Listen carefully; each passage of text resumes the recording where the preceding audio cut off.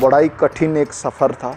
Everest को चढ़ना एक काफ़ी ग्लोरियस लगता है, लेकिन जब आप उस एनवायरनमेंट में रहते हैं जहाँ पे आपको लाशें गिरी हुई मिलती हैं, मैं पुरानी लाशों की बात नहीं कर रहा, आपके सामने आपकी बिल्कुल आपको ये पता भी नहीं कि ये इंसान जिंदा है या मरा हुआ है, फिर आप उसको पकड़ते हैं, चेक करते हैं, आपको पता लगता है कि वो जमा हुआ है, वो आपके जस्ट कुछ घंटे पहले उसने अपनी जान गंवाई है। उन्होंने वो ग्लासेस हटा लिए।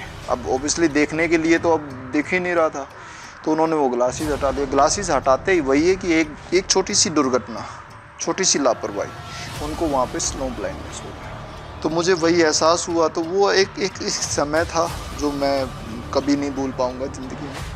वो एक 4-5 मिनट का जो समय था जहाँ पे मुझे एहसास हुआ कि ये मेरा अपने सेफ्टी जो बोलते हैं, क्योंकि हम रोप से कनेक्ट रहते हैं हमेशा।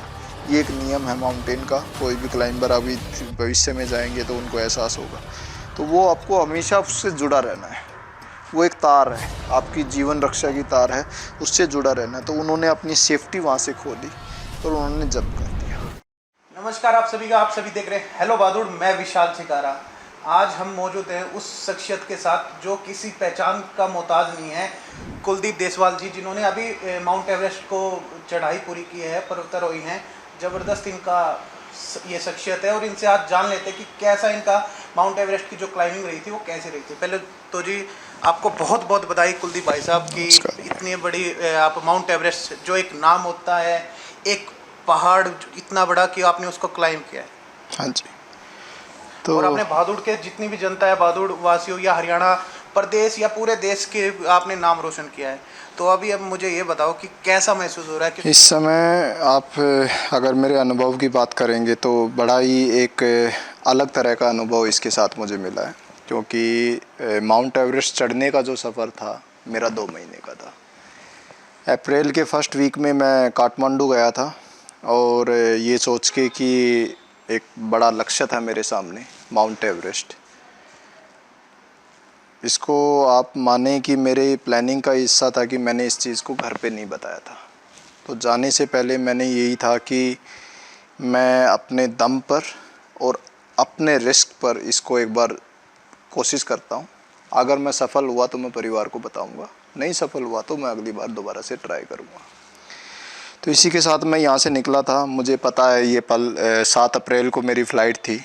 घर में जब परिवार से मिल रहा था तो मुझे एहसास हो रहा था कि पता नहीं दोबारा कभी मुलाकात हो पाएगी। अब ये बात मैं घर भी नहीं बता सकता था। बड़ा ही इमोशनल माहौल था, क्योंकि व्यापार जो है, बिज़नेस जो मेरा है, वो उसको भी मैं ही देखता हूँ और फैमिली की भी कुछ जो डिसीज़न है वो मुझे ही लेने पड़ते हैं। लेकिन ये था कि जुनून था, एवरेस्ट करना था। सारी फॉर्मेलिटीज़ मैं पूरी कर चुका था, पेमेंट्स मैं कर चुका था, तो मैं पीछे नहीं हट सकता था। तो मैं यहाँ से निकला इमोशनल होके, मिल के आखिरी बार परिवार से कि चलो चलते हैं। तो मैं 7 तारीख को ही ऑलमोस्ट से 3 बजे के आसपास काठमांडू पहुँचा था। मेरा जो इक्विपमेंट था, ज़्यादातर इक्विपमेंट मुझे परचेज़ करना था नेपाल से, क्योंकि यहाँ मैंने देखा कि इंडिया के अंदर अवेलेबल नहीं है इक्विपमेंट जो भी। क्योंकि प्रोफेशनल जो माउंटेनियरिंग को लेके और ख़ासकर 8000 अबव मीटर अगर आप माउंटेन क्लाइंब कर रहे हैं तो उसके लिए आपको ब्रांडेड और टेस्टेड सर्टिफाइड ब्रांड के ही आपको इक्विपमेंट्स खरीदने पड़ते हैं। तो उसके लिए मेरे पास 2 दिन का समय था। मैंने अपने सारा इक्विपमेंट वगैरह वहाँ से 2 दिन में इकट्ठा किया। उसके बाद में हमारी ट्रैकिंग स्टार्ट होती है। उसके लिए फ़्लाइट होती है हमारी लुकला को। तो ये काठमांडू से ऑलमोस्ट 2500 मीटर की एक हाइट पे एक जगह है लुकला, जिसको वर्ल्ड का सबसे डेंजरस एयरपोर्ट बताया जाता है। हाँ, तो उस एयरपोर्ट तक हमारी फ़्लाइट होती है। फ़्लाइट कई बार होती है, कई बार बाय चोपर हेली के थ्रू भी आप लोग जाते हैं वहाँ पे। तो वहाँ से वो फ़्लाइट वहाँ पे पहुँची, वहाँ से हमारी ट्रैकिंग स्टार्ट होती है। तो माउंटेन्स के अंदर सबसे बड़ा जो है वो है एल्टीट्यूड का। जितना जितना एल्टीट्यूड आप गेन करते हैं, ऑक्सीजन लेवल कम होता चला जाता है, बॉडी पे प्रेशर बढ़ता है। बिल्कुल। तो आप फिज़िकली टास्क आप यहाँ पे हम भी करते थे, जैसे रनिंग कर लिया, एक्सरसाइज कर ली। एक होती है फिज़िकल टायर्डनेस कि आप थक गए, वहाँ पे थोड़ा सा डिफरेंट होता है कि आप जैसे यहाँ पे आप किलोमीटर्स तक रनिंग भी करते हैं, हम भी करते हैं, लेकिन वहाँ पे आप कुछ कदम कर चल के ही थक जाते हैं। जो लोग पहाड़ों पे गए होंगे तो उन्होंने ये एक्सपीरियंस भी करा होगा। तो इसीलिए उस चीज़ से उभरने के लिए ये एक प्रोसेस होता है कि आप धीरे धीरे एल्टीट्यूड गेन करते हैं, आप थोड़ा सा ऊपर जाते हैं, वहाँ पे आप रुकते हैं, आप वहाँ पे एक रात गुजारते हैं और आप अपनी बॉडी को, अपने फिजिकली उसको अडॉप्ट कराते हैं उस एनवायरनमेंट को। तो ये प्रोसेस हमारा चलता रहा पिछले 7-8 दिन तक, हम इसी को कंटिन्यू करते रहे। तो हम 17 तारीख को, 10 तारीख को मैंने ये स्टार्ट किया था लुकला से, और 17 तारीख को हम बेस कैंप इसमें पहुंच गए थे। आप पहली बार माउंट एवरेस्ट को आपने चढ़ाई की है? हाँ जी। उससे पहले आपने कब सोचा था कि, या कोई ऐसी ट्रैकिंग आपको याद हो? कि मुझे जितना याद है, मैंने धर्मशाला में एक वाटरफॉल है 1.5 किलोमीटर की ट्रैकिंग, मेरे तो उसमें सांस फूल गए थे। अच्छा, कौन सी ट्रैकिंग आपने की थी जहाँ से सोचा था कि अब मैं माउंट एवरेस्ट की चढ़ाई करूँगा? ऐसा जी बचपन से ही देखिए, जो हमारा लोकल कल्चर होता है, दुलेड़ा गांव में मेरा पालन पोषण हुआ है, वहीं से मेरी स्कूलिंग है। गंगा इंटरनेशनल कॉलेज से मेरा कॉलेज पास आउट अच्छा, है। आप गाँव से पढ़े? हाँ जी, बिल्कुल, हमारा जीवन गांव में ही गुजरा है। और 2014 में मैं गुड़गांव आया था। तो गुड़गांव में आने के बाद भी यहाँ पे भी वही चीज़ हमने कंटिन्यू रखी कि भी चलो सेहत सबसे पहले है। तो हमने जिम वगैरह ज्वाइन करे, एक्सरसाइज करी, सप्लीमेंट वगैरह लेते थे, प्रोटीन लेते थे, बॉडी बनाने का शौक़ रहता था। लेकिन पिछले 3 साल पहले किसी बहाने हम लोगों से मिले, और ऐसे लोगों से मिले जिनसे है ना हमारे जीवन में परिवर्तन आना शुरू हुआ, जहाँ हमें रियल हेल्थ के बारे में, रियल हेल्थ और रियल लाइफ के बारे में थोड़ा सा अनुभव होना स्टार्ट हुआ कि भाई असली चीज़ क्या है सेहत के मामले में। आज मैं देखता हूँ कि हमारी जो यंग जनरेशन है, मेरे से पीछे की जनरेशन नहीं है, आगे की जनरेशन है, सब चाहते हैं कि अच्छा शरीर हो, तगड़ा शरीर हो, बड़े बड़े बाइसेप्स हों, चेस्ट हो और अच्छे एब्स हों। मैं भी यही सोचता था, लेकिन फिर मैंने देखा कि जिम के अंदर स्टेरॉइड का इस्तेमाल होना शुरू हो गया है। काफ़ी पहले भी हो रहा था, लेकिन अभी पहले इतना ध्यान नहीं जाता था। तब मैं देख रहा था कि बच्चे, नए नए बच्चे जिम शुरू करते हैं और वो उनके कोचेज़ वगैरह बोलते हैं कि स्टेरॉइड वगैरह लेना शुरू करो। ये साइकिल जो बोलते हैं 3 महीने की, 6 महीने की साइकिल है, मेरे ख्याल से लाखों रुपए बच्चे खर्च कर देते हैं। वो जहर है मेरे अनुभव से, और मैंने देखा भी है लोगों को तकलीफ़ उससे लेते हुए, लोगों के ऑपरेशन में नहीं होते, कार्डियक अरेस्ट की काफ़ी कंप्लेंट आ रही हैं, लोगों को हार्ट अटैक का इशू आता है। बढ़ रहा है। तो ये जी वही जो पैटर्न होता है ना कि एक नकल करके एक बच्चा पास होना चाहता है, वो वहीं से नकल करके और वो करता है। बिल्कुल ये मैं उसी को मानता हूँ कि स्टेरॉइड लेके अगर आप ये सोचते हैं कि आप हेल्दी हैं, ये अपने साथ और पूरी दुनिया के साथ एक धोखे वाली बात है। तो ये 3 साल पहले मुझे एहसास हुआ, तो मैं उसके बाद में मैंने एक तो सप्लीमेंट प्रोटीन भी मैंने लेना बंद करा।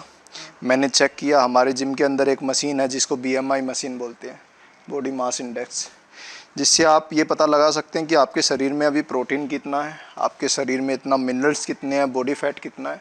तो वो मैं मॉनिटर करता रहा। मैंने प्रोटीन सप्लीमेंट बंद कर दिया, घर की डाइट जो थी वो चलती रही।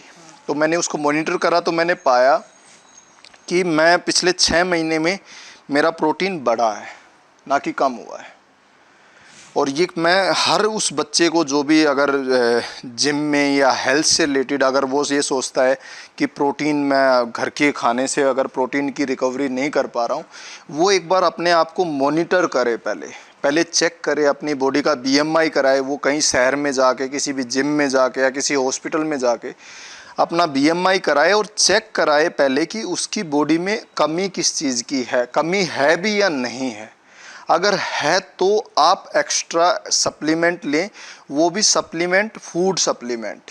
आप घर में डाइट बढ़ाएं अपनी, आपके मिनरल्स कम है, आप अपनी दालें बढ़ाएं, अपनी रोटियां बढ़ाएं, अपने दूध डेयरी प्रोडक्ट्स बढ़ाएं, या कुछ और नट्स वगैरह हैं, आपके ड्राई फ्रूट्स हैं।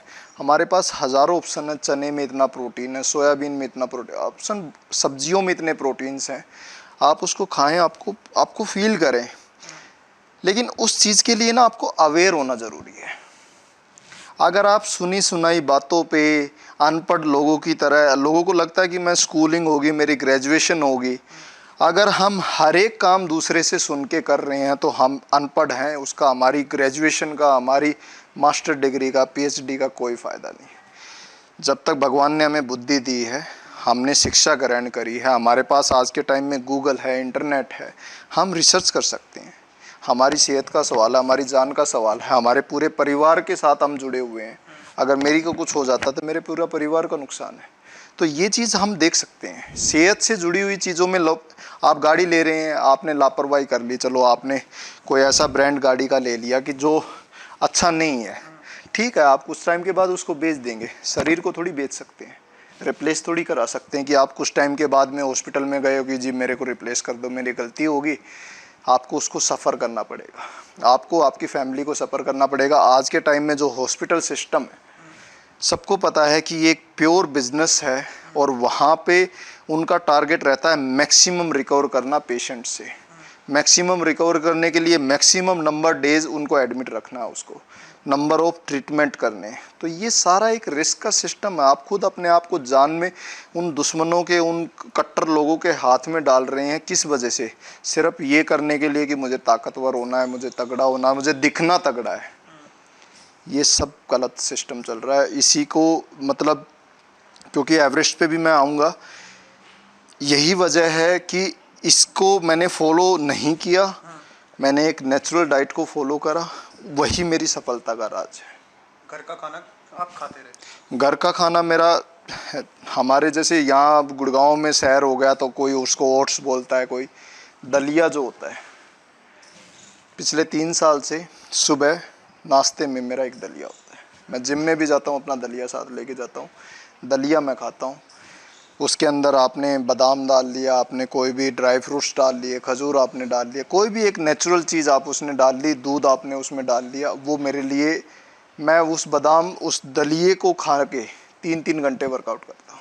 कोई प्री वर्कआउट की मुझे आवश्यकता नहीं होती। जिम में लोग पूछते हैं आप क्या लेते हैं क्या नहीं, मैं उनको बताता हूँ कि ये मैं लेता हूँ। बिल्कुल, पानी मेरे लिए प्री वर्कआउट का काम करता है, क्योंकि अभी हम माउंटेन्स में रहे हैं। ऑक्सीजन का हमारा सबसे बड़ा मेन सोर्स था।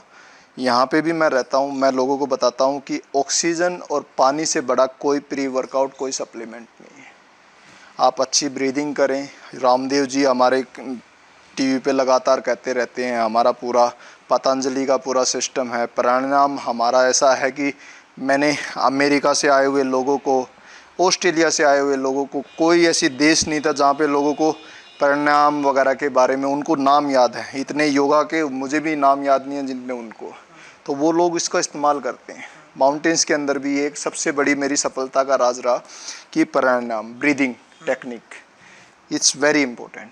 अगर आप कोई सप्लीमेंट, कोई वर्कआउट, कोई ट्रेनिंग, आप रनिंग कर रहे हैं, आप अपनी जॉब के लिए, अपने फिजिकल की तैयारी कर रहे हैं, ब्रीदिंग सबसे ज़्यादा महत्वपूर्ण है। ऑक्सीजन जितना अंदर जाएगा, ये हमारा फ्यूल है। लोगों को लगता है कि कुछ नहीं है, हम तो ऐसे ही कर लेंगे, सप्लीमेंट से कर लेंगे, या वो स्टेरॉयड लेके कर लेंगे, या फिर थोड़े दिन प्रैक्टिस करेंगे। नहीं, ये ब्रीदिंग टेक्निक एक ऐसी टेक्निक है जिसको हम जितना ज़्यादा इसको गंभीरता से लेंगे, जितना अच्छे से करेंगे, उतना हमारी शरीर की बीमारियां, हमारा पाचन तंत्र, हमारी मसल्स, हर चीज़ में उसका निखार आता है ब्रीदिंग से। उसके बाद में पानी का सेवन, जितना ज़्यादा हम पानी, जिम के अंदर लोग होते हैं 1 बोतल पानी लेते हैं, वो भी फैंसी बोतल में 1-1 सिप पानी लेते हैं, पूरा जिम निकाल वर्कआउट कर देते हैं। वो 500 आधा लीटर पानी नहीं पीते हैं। पानी का कंजप्शन कम से कम भी पर हेड एक इंसान को 4 से 5 लीटर पानी पीना ही पीना चाहिए। उससे बड़ा कोई डाइट और सप्लीमेंट नहीं है। आप पानी पिएंगे, आपकी स्किन, आपकी मसल्स, आपकी हर वो चीज़, हर बीमारी उससे, क्योंकि पानी नहीं पिएंगे, पसीना आएगा, आपको टॉयलेट जाएंगे, पूरा आपका फिल्ट्रेशन, आपका रिफाइंड सिस्टम चलता रहता है। तो ये मेरा था कि सबसे ज़्यादा जो यूथ के लिए ये मैसेज है कि जो हमारे बच्चे, जो नए बच्चे जो अभी सोच रहे हैं कि हमें स्वास्थ्य की तरफ ध्यान देना है, तो स्वास्थ्य की तरफ ध्यान दें। बॉडी वगैरह बनाने का, ये एक बॉडी बिल्डर का प्रोफेशन है। जो एक बॉडी बिल्डर होता है, उसको स्टेज पे परफॉर्म करना होता है, उसको दिखाना होता है, उसको नंबर्स मिलते हैं। साइज़ होता है, उसका नंबर, वो एक उसका गेम है, उसके लिए वो प्रोफेशनल फुल टाइम काम है, उसको ज़िंदगी में उसके अलावा कुछ नहीं करना है। वो उसके लिए अपनी जान भी जोखिम में डालता है, वो अपने अपने पैसे भी इन्वेस्ट करता है, वो उसके लिए ठीक है, वो स्पोर्ट्स है। लेकिन एक आम बच्चा जिसको नौकरी भी करनी है, जिसको आगे अपना परिवार भी चलाना है, जिसको अपनी वंश बेल भी चलानी है, जिसको अपना घर भी संभालना है, जिसको अपने आप को स्वस्थ भी रखना है, उस बच्चे के लिए बॉडी बिल्डिंग के चक्कर में आके, सप्लीमेंट वगैरह के चक्कर में आके, स्टेरॉइड के चक्कर में आके अपने आप को और अपने परिवार को रिस्क में डालने वाली बात।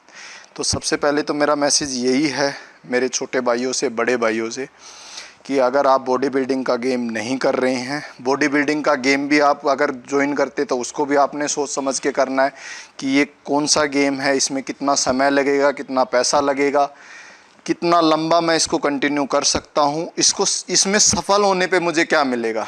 क्योंकि ऐसा भी नहीं है कि गेम के चक्कर में आप अपनी जान जोखिम में डालें, ठीक है, लेकिन फिर भी उसको अगर बॉडी बिल्डिंग नहीं कर रहे हैं, उसके अलावा आप अगर हेल्थ पे ध्यान दे रहे हैं, मेरे भाइयों से विनती है, अपना घर में बना हुआ उबला हुआ खाना जितना खाया जा सके वो खाएं, दौड़ लगाएं। सबसे इस पूरी धरती के ऊपर सबसे बढ़िया जो एक्सरसाइज है, जो इंटेंस एक्सरसाइज है, वो है दौड़, जिसके लिए आपको कोई सामान की आवश्यकता नहीं होती। आप कोई भी एक अच्छे से जूते आप लीजिए, सुबह उठिए और अपना दौड़ लगाइए। 2 किलोमीटर, 5 किलोमीटर, 10 किलोमीटर, जैसी आपकी क्षमता होती है वैसी आप दौड़ लगाइए।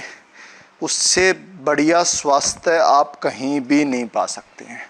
दौड़ लगाएंगे, आपका विल पावर स्ट्रॉन्ग होगा, आपका ब्लड सर्कुलेशन बढ़ेगा, आपके अंदर दृढ़ शक्ति एक ऐसी बनेगी कि फिर उसके बाद में आप पढ़ाई करें या किसी जॉब की तैयारी करें या फिर आप बिज़नेस के लिए तैयार करें, आपको एक ऐसा आत्मबल मिलेगा। क्योंकि ये चीज़ मैंने ज़िंदगी में खुद महसूस करी है। मैं बचपन में मेरे जो ग्रुप होता था, सबसे धीरे दौड़ने वाला इंसान था मैं। हमेशा यही होता था, कोई ना कोई बहाना बना के या मुझसे दौड़ा नहीं जाता था, फिर मैं बचने की कोशिश करता था।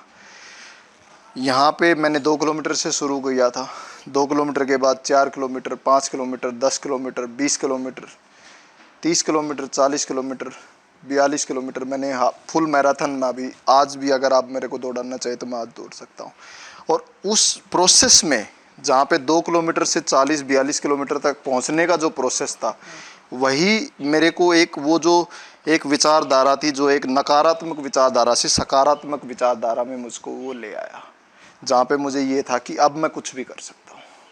तो ये जो विचारधारा बनती है, लोगों को लगता है कि ये बैठने से या मोटिवेशनल स्पीकर का सुनने से या ऐसे ही नहीं, ये आपको अपने शरीर के साथ में, उसके साथ में तादात्म्य आपको बैठाना पड़ेगा, जहाँ पे आपका कोऑर्डिनेशन होता है, आपकी मसल्स, आपके ब्रेन, आपके माइंड, बॉडी, सोल्स के साथ आपका कॉम्बिनेशन बनता है।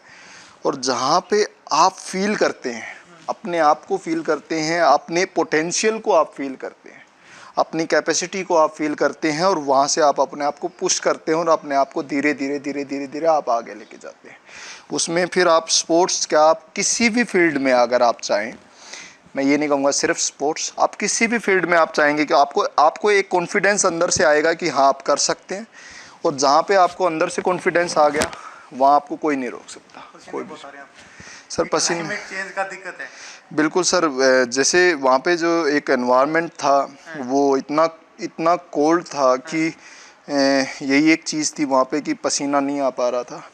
सबसे ज़्यादा मुश्किल ये होता था क्योंकि मेरा यहाँ पे सर्दियों में भी गर्मियों में भी पसीना बहाने का एक शौक़ है, क्योंकि वर्कआउट का रूटीन है, 2-3 घंटे वर्कआउट होता है तो पसीना निकल जाता है, तो ऐसा लगता है कि अब बॉडी वॉश हो गई, जैसे आप अपने कपड़ों को धोते हैं ऐसे, हाँ, तंदुरुस्त महसूस करते हैं। तो वो वहाँ पे नहीं था। आज सुबह से ही, आज क्योंकि जिम भी जाना हुआ, फिर एक फंक्शन था, वहाँ काफ़ी स्टोरियाँ सुनानी पड़ी, तो काफ़ी व्यस्त है अभी यहाँ पे भी। तो अच्छा, मैं आपको कुलदीप भाई बोल सकता हूँ? हाँ हाँ, बिल्कुल बिल्कुल। कुलदीप भाई, मुझे एक चीज़ बताएं, आपने बताया कि आप घर वालों को बिन बताए गए। हाँ जी। जब घर आए, वो हम कहीं चले जाते हैं बिन बताए घर पे, तो पापा होते हैं वो थप्पड़ लगा देते हैं, हाँ भाई जी। तो बिन बताए हाँ। कैसे चला गया। आप 2 महीने रहे, बिन बताए रहे, तो आने के बाद क्या रिएक्शन था घर वालों का? इसमें जी ऐसा है कि जैसे अगर मैं पिछला अपना बैकग्राउंड बताऊं, क्योंकि मेरी 32 साल उम्र हो गई है, 2014 में मैं घर से बाहर निकला था, और घर से बाहर यही निकला था कि मैंने एक विप्रो कंपनी है वो ज्वाइन करी थी। 6 महीने मेरा ज़िंदगी का एक्सपीरियंस रहा है जॉब का। तो उस टाइम मैंने 6 महीने जॉब करी थी, लेकिन मेरा हमेशा से ये था कि मुझे व्यापार में आना है। मुझे अपने आप को एक, जैसे आप मान के चले, इंडिपेंडेंस का मुझे शौक़ है। लोगों को शौक़ होता है कि किसी को कुछ करना है, किसी को कुछ। मेरे को जो शौक़ है वो है इंडिपेंडेंस का, आज़ादी चाहिए। मैं अधिकारी हूँ मेरे डिसीजन का, मैं अधिकारी हूँ मेरे जीवन का। सुबह से लेकर 24 घंटे का मैं निर्णय लूँ कि मुझे क्या करना है। तो फिर मैंने देखा, 6 महीने के बाद मैंने नौकरी छोड़ी और मैंने अपना व्यापार शुरू करा। उसके बाद में ये था कि हमेशा परिवार मेरे लिए फर्स्ट प्रायोरिटी रहा है, और मैंने कभी यही कोशिश करी थी कि ऑब्वियसली अपनी इंडिपेंडेंस का भी ध्यान रखना है, लेकिन मैंने कोई ऐसा काम नहीं करना जिससे मेरे परिवार को कोई नुकसान हो या उनकी कोई सम्मान को हानि पहुँचे। तो वो चीज़ चलाते चलाते मेरा और परिवार के साथ में ऐसा विश्वास, आज भी वो बंधन है। मैं घर में ही बैठा हूँ, मेरा परिवार के साथ एक विश्वास का बंधन है, मेरे पिताजी के साथ और मेरी माताजी के साथ। तो कभी भी ये होता है कि एज अ माँ और बाप के नाते वो परेशान, कई बार चिंतित होते हैं कि जैसे जो एक साधारण परिवार में होता है। क्योंकि जी मेरे पिताजी एक एम्स में सरकारी कर्मचारी रहे हैं, एक middle class, lower middle class family रही है। 2 एकड़ हमारी ज़मीन थी गाँव में। तो ऐसा नहीं है कि हमारा कोई बहुत बड़ी संपत्ति हो, उसमें से निकल के आना और फिर व्यापार शुरू करना और उस चीज़ों में धीरे धीरे आगे बढ़ना। तो वो बढ़ते बढ़ते ये कि एक वो विश्वास कायम हो गया कि जहाँ पे मैं अगर अपने परिवार से कुछ करने के लिए बोलता हूँ तो वो मुझे मंजूरी दे देते हैं। तो ऐसे ही यही हुआ कि अब जैसे पहले मैं पिछले 4-5 साल से हर साल क्या था कि पहले शौक़ होता है कि भाई विदेश जाना है, विदेश जाना है। तो मैं पिछले 4-5 साल से घूमता, कोविड से पहले की मैं बात बता रहा हूँ, कि मेरा घूमने का था। हर साल मैं घूमने जाता था। घर वाले काफ़ी खुश होते थे कि चलो ठीक है भाई, बच्चा हमारा भाई घूम रहा है। पर तो मैं 14-15 कंट्रीज़ में मैं घूम चुका हूँ और ट्रैवल कर चुका हूँ, एक्सप्लोर कर चुका हूँ उन कंट्रीज़ को। तो पिछले साल कोविड खुलने के बाद में फिर मुझे ये हुआ कि चलो अब 2 साल के बाद में मौका मिला है घूमने का, तो मैं चलो घूमने का प्लान करता हूँ। तो मैंने यूके का वीज़ा लगवाया कि चलो यूके जाएंगे फिर और यूरोप वगैरह साइड में दोबारा से कंट्रीज़ में घूमेंगे। लेकिन फिर मैंने रियलाइज़ करा, क्योंकि पहले पिछले 3-4 साल से अब ये था कि जवानी में थोड़ा बहुत ड्रिंक वगैरह, पार्टी वगैरह करने का थोड़ा सा था आदत। तो वो 3-4 साल से मेरी वही है कि जब से बदलाव जीवन में शुरू हुआ तो वो सब चीज़ें पीछे छूटती चली गई। ऐसा नहीं कि मुझे छोड़ना पड़ा, वो अपने आप मुझे लगा कि ये व्यर्थ की चीज़ें हैं। तो वो छूटा तो मुझे लगा कि यूरोप में अगर जाऊंगा तो वैसे तो मैं देख ही चुका हूँ यूरोप को, और अगर मैं वहाँ पे पार्टी वार्टी नहीं करनी तो मैं करूँगा क्या। तो मैंने देखा कि क्योंकि मैं स्वास्थ्य में काफ़ी इन्वॉल्व था, तो मुझे लगा कि कुछ ऐसा लगा जाए फिज़िकल टास्क। तो मैंने प्लान करा नेपाल का। तो पिछले साल मैं 2022 में जून में मैंने इंस्टेंट प्लान बनाया और मैं गया था बेस कैंप करने नेपाल के अंदर। जैसे बेस कैंप जो है एवरेस्ट का बेस कैंप, जो एवरेस्ट का बेस कैंप, हाँ। तो वो बेस कैंप का मैंने प्लान बनाया और मैं बेस कैंप करने गया। तो मैंने कंपनी के थ्रू रजिस्ट्रेशन कराया, और उस टाइम समय वो 15 दिन का एक प्लान था। तो 15 दिन का प्लान था, मैं गया तो मैंने देखा कि वहाँ तो प्योर नेचर, बिकॉज नेचर के साथ भी तादात्म्य मेरा बढ़ गया है। तो वहाँ प्योर नेचर था, इतना सुंदर।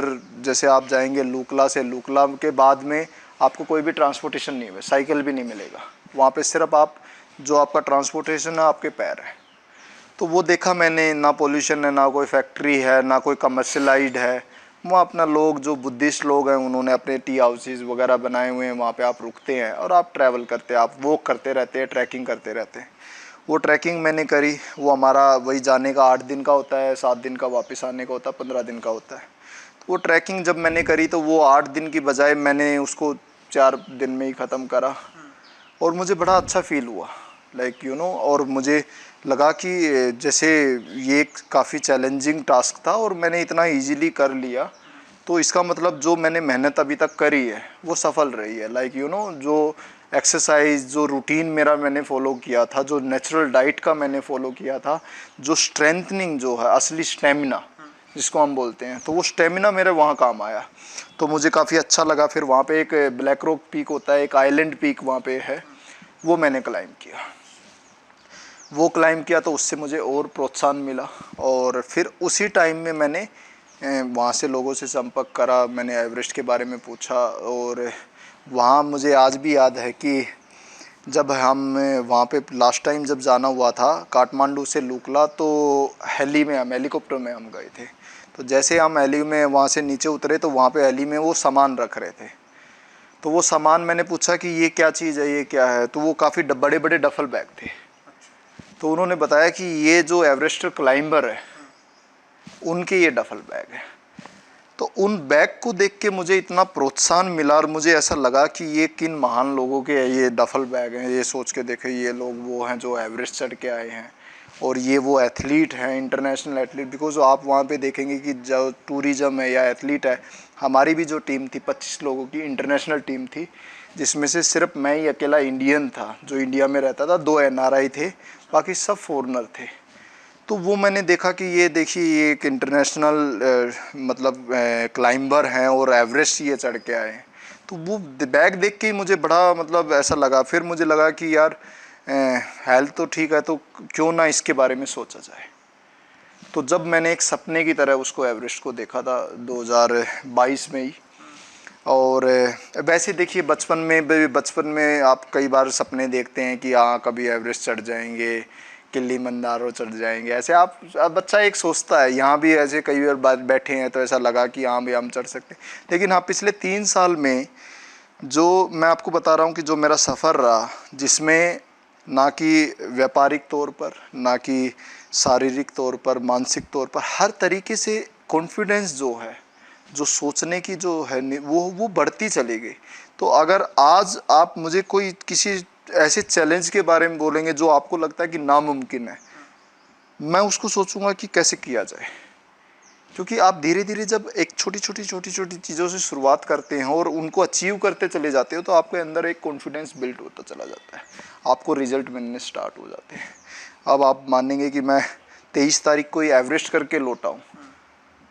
एवरेस्ट एक सपने के बराबर था और वो मैं पूरा कर पाया। उसके बाद में लोगों की इतनी वो प्रोत्साहन मिला, तो अब मुझे ऐसा लगता है कि कुछ भी किया जा सकता है जो एक इंसान के करने लायक है, या जो इंसान कर चुका है या इंसान कर सकता है, वो ऐसा लगता है कि कुछ भी किया जा सकता है। ये एक मैं मानसिक प्रणाली का काम बताता हूँ कि सफलता और असफलता में कोई ज़्यादा फ़र्क नहीं है, बस वही है कि हम अपने आप को किस नज़रिए से देखते हैं। अगर हम एक सफलता के नज़रिए से देखते हैं, हम ये देखते हैं कि हम इस चीज़ को कर सकते हैं, तो हमारे पास हज़ारों रास्ते आते हैं उसको करने के। अगर हम ये देखते हैं कि इस चीज़ को नहीं करा जा सकता, ये तो नामुमकिन है, तो उसको 1000 रास्ते ऐसे दिखेंगे हमें कि जो उसको नामुमकिन बनाते हैं। बिल्कुल मेरे साथ एवरेस्ट के मैं आपको अनुभव बताता हूँ कि एवरेस्ट के समय में ही 10 दिन हुए थे मुझे बेस कैंप में रुके हुए। नींद मुझे आ नहीं रही थी। बेस कैंप में रुकना और टेम्परेचर -20 डिग्री होता है, तो बेस कैंप में ही अपने आप में एक चैलेंजिंग टास्क होता है कि वहाँ अपने आप को सरवाइव करना, सस्टेन करना, क्योंकि एनवायरनमेंट ऐसा टफ़ होता है। आपको मैं फ़ोटोग्राफ बाद में दिखाऊंगा। बर्फ़ गिर रही होती है, ऑक्सीजन ऑलमोस्ट 60% होता है कंपेयर टू यहाँ पे। तो जैसे अभी हम पूरा सांस ले रहे हैं, उसका मतलब वहाँ पे हम एक नाक बंद करके सांस ले रहे हैं, ऐसा मतलब एक महसूस होता है, घुटन महसूस होती है। बिल्कुल कैंप आपके होते हैं, यहाँ पे हम अच्छे मैट्रेस और बेड यूज़ करते हैं, एयर कंडीशनिंग यूज़ करते हैं। वहाँ पे आपका एक थिन बिल्कुल एक कपड़े का एक कैंप होता है जो 8 बाय 7 के साइज़ का कैंप होता है, जिसमें नीचे अच्छा जो बेस कैंप जो है वो पूरा ग्लेशियर है। मैं आपको अगर बता दूँ, बिल्कुल जिसको आइस फॉल बोलते हैं, खुम्बू ग्लेशियर उसका नाम है। हाँ। नेपाली उसमें लैंग्वेज में खुम्बू ग्लेशियर जो है एवरेस्ट से लेके पूरा ऐसे बीच में से, पहाड़ों के बीच में से जो एक्स्ट्रा बर्फ़ इकट्ठी होती चली जाती है, वो एक जैसे गंगा नदी निकलती है, तो वो तो वहाँ पे टेम्परेचर कम है, ज़्यादा है तो पानी बन के वो पानी बह जाता है। लेकिन वहाँ पे टेम्परेचर इतना है कि वो बर्फ़ ही रहती है, वो कभी भी पानी में नहीं बदल पाता है।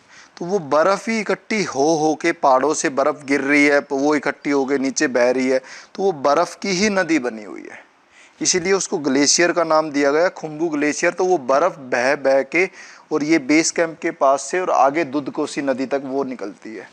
तो उस ग्लेशियर के ऊपर ये हर साल बेस कैंप को बनाते हैं। वो ग्लेशियर हर साल बदल भी जाता है, ऐसा नहीं है कि पिछले साल आपने यहाँ कैंप लगाया था तो आप अगली बार हो सकता है वहाँ पे एक और बड़ी मतलब घाटी बनी हो या एक बड़ा पत्थर आ गया हो या कुछ भी हो। बेस कैंप का जो एरिया है वो बदलता रहता है। वो बिल्कुल बदलता रहता है। तो बेस कैंप जो है, बेस कैंप एक कृत्रिम, आप मान के चले कि एक कृत्रिम बर्फ़ का एक वो है, उसके ऊपर आप बनाते हैं। तो उसकी वजह से क्या है कि आप बर्फ़ के ऊपर है, आपके नीचे हज़ारों फीट की एक बर्फ़ की लेयर है और आप उसके ऊपर अपना कैंप लगाते हैं। तो उससे क्या है कि वहाँ पर जो टेम्परेचर, दिन में धूप निकलती है तो ऊपर से आपको गर्मी मिल जाती है। इसीलिए वहाँ सूरज, मेरे लिए खासकर मैं सूरज को बड़ा, हमारी जैसे हिंदू धर्म में भी प्रचना है कि सूरज को हम, यहाँ भी मैं मानता हूँ। और वहाँ तो आपको एहसास होता है कि परमात्मा के रूप में वो दिखते हैं, क्योंकि उनसे ही आप जी पाते हैं वहाँ पे। क्योंकि अदरवाइज़ अगर आपके लिए अगर वहाँ पे मतलब रुकना बड़ा मुश्किल है। तो दिन में कई बार किस्मत होती है कि सूरज निकल गया, आपको धूप मिल गई, रात के समय में सब जम जाता है और टेम्परेचर और नीचे गिर जाता है। तो उस समय में आपको रात को वहाँ पे रुकना है। तो मैं जो बात कर रहा था कि सकारात्मक और नकारात्मक, तो उस कैंप में मैं रुका हुआ था, 10 दिन मुझे हो गए थे। तो रात को मुझे एकदम ख्याल आया कि यार ये जगह ठीक नहीं है, रहने लायक ठीक नहीं है। और ये क्लाइंबिंग, एवरेस्ट क्लाइंबिंग जो है, तो वो जो एकदम, क्योंकि शरीर थका हुआ था, आप निराश हो जाते हैं इतने टाइम के बाद। तो नकारात्मक विचार इतने आए कि मैंने रात को डिसाइड करा कि मैं सुबह निकल जाऊंगा वापस घर के लिए। पैसे लगे, टूटना शुरू हो जाता है। हाँ जी, शुरुआत हुई थी वो बिल्कुल। जब आप एक बार अपने आप को आप कमज़ोर पड़ते हैं तो जो नकारात्मक विचार है, जो विचारधारा आपकी नकारात्मक है, वो आप पर इतनी हावी हो जाती है कि जहाँ मैंने सपने देखे थे, जहाँ मैंने इतनी संघर्ष करके मैं वहाँ एवरेस्ट पहुँचा, और वो मुझे बोल रहे हैं कि चलो वापस चलो। मैंने रात को प्रिपेयर करा कि चलो ठीक है, मैं सुबह रात को फिर किस्मत से नींद अच्छी आई, नींद आई तो सोए। तो नींद आने के बाद में आप एक बार रिफ़्रेश हो जाते हैं। सुबह उठे तो फिर वो विचार तो दूर दूर तक चले गए थे, क्योंकि भाई अब तो एवरेस्ट ही है। तो यही मैं नकारात्मक और सकारात्मक विचार के बारे में बात कर रहा हूँ, क्योंकि ये भी एक वजह है। मैंने देखा है, मैंने हमारे परिवार में नुकसान उठाए हैं नकारात्मक सोच की वजह से, डिप्रेशन की वजह से। हमारे एक घर में हमारे छोटे भाई थे, कज़न ब्रदर, जिन्होंने अपनी जान गंवाई। गांव में मैंने बहुत देखा है, अभी मैं सुनने हुए, क्योंकि मैं गांव से जुड़ा हुआ हूं, तो मुझे पता लगता है कि भाई ऐसे ऐसे वो लड़का था, उसने सुसाइड कर लिया। ये सब नकारात्मक विचारधारा का, क्योंकि आप कुछ गलतियां आप कर देते हैं, कुछ परिवार की तरफ से आपको नकारात्मक, या कुछ समाज की तरफ से आपको नकारात्मक एक आपको ऊपर थोड़ा सा एक प्रभाव पड़ता है कि भाई आपने ये गलत कर दिया, ये कर दिया, वो कर दिया। कुछ आप अपने अंदर ऐसा बना लेते हैं कि मैंने अपनी ज़िंदगी को ख़राब कर दिया, जिसकी वजह से फिर उसको ऐसा लगता है कि अब कोई सॉल्यूशन नहीं है, कोई इसका समाधान नहीं है, और वो अपनी ज़िंदगी को ले लेते हैं।